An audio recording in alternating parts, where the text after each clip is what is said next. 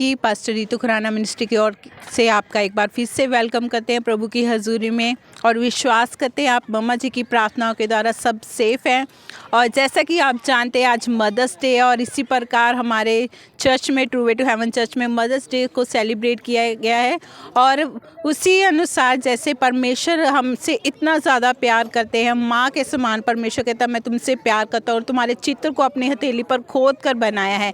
इसी तरह हमारे स्पिरिचुअल मम्मा जी भी हमारे लिए दिन रात हमारे लिए प्रार्थनाएं करते हैं, हमसे इतना बेहद प्यार करते हैं। एक माँ के समान शारीरिक माँ जैसे प्यार करती है उससे भी बढ़कर हमारी आत्मिक माँ हमें प्यार करते हैं, क्योंकि वो हमारे शरीर के साथ साथ हमारी रूह की भी रखवाली करते हैं। और इस मदर्स डे को इस चर्च के अंदर बहुत ही खूबसूरत तरीके से सेलिब्रेट किया गया है। परमेश्वर ने हमें बहुत सारी आशीष दी है। मम्मा जी के द्वारा हम धन्यवाद करते हैं अपने खुदावंद का, मम्मा जी के जीवन के लिए और उनकी दी हुई ब्लेसिंग के लिए जो हमारे लिए इंटरनल लाइफ के लिए। और आज जो भाई बहनों ने परमेश्वर के वचन के द्वारा आशीष को पाया है आपको सुनाते हैं परमेश्वर ने उनकी जीवनों में कितने अद्भुत कामों को किया है। मम्मा जी की प्रार्थनाओं के द्वारा लाइलाज बीमारियों को चंगा किया है परमेश्वर। इसी तरह हर रोज़ दिन ब दिन बड़े अद्भुत कामों को कर रहे हैं मम्मा जी की प्रार्थनाओं के द्वारा। आइए सुनते हैं भाई बहनों के जीवन से उनके गवाही को और उनसे रूबरू कराते हैं आप। जैमसी की बहन, क्या नाम है आपका? आपका गुड़िया मेरा नाम है। गुड़िया है।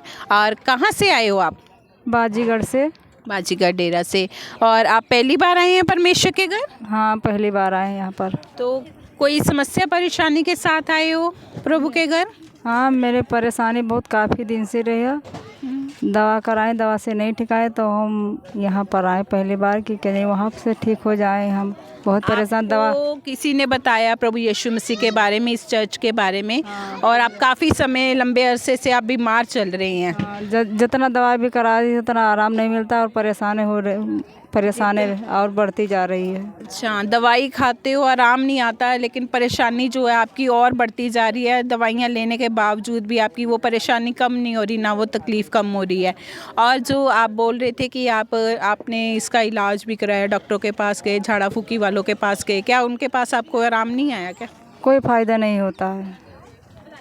झाड़ने फूकने से कोई फ़ायदा नहीं होता है, ना दवा से फ़ायदा होता है। देखिए भी आपने मुंह से बता रहे थे झाड़ा फूकी से भी कोई फ़ायदा नहीं होता है और ना ही कोई दवाइयाँ लेने से मुझे कोई फ़ायदा हो रहा है, बल्कि जितनी मैं दवाइयाँ और ले रही हूँ या जितने भी बाबाओं के पास मैं जा रही हूँ कहते मेरी तकलीफ़ और भी बढ़ती चलती जा रही है।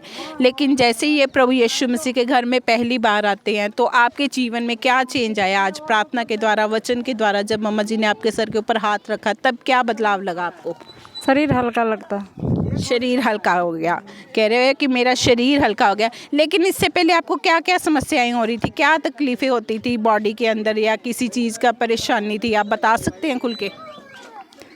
परेशानी ये पूरा शरीर में दर्द रहता है, हरदम घबराती रही था और क्या बोले दवा खाते रहते, तबीयत नहीं ठीक रहता है। मन में यही बसा रहता है कि हम ठीक नहीं होंगे।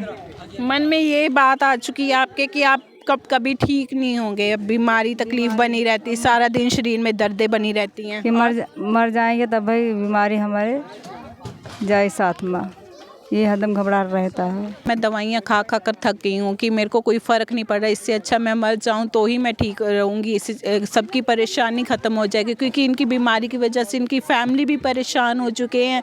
इतनी दर्दें कहते मैं तकलीफ़ें झेल रही हूँ कि मेरी बस हो चुकी है उन चीज़ों से।